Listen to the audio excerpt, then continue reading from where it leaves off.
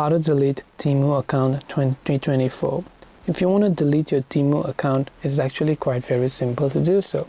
All you have to do is launch the Temu app, and this is the kind of interface you will see. Tap on the U option located at the bottom right of the screen here. Once you've done that, just tap on the settings icon located at the top right hand corner of the screen.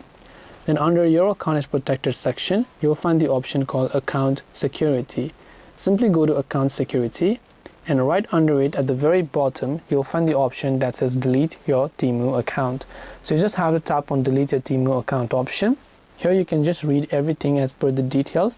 Check this option called I want to permanently delete my Temu account. Then just tap on the continue option over here in order to save the changes. This way you'll be able to delete your Temu account. I hope that this video helped you. If you have got any more questions, queries or doubts, feel free to also leave them down in the comment section below.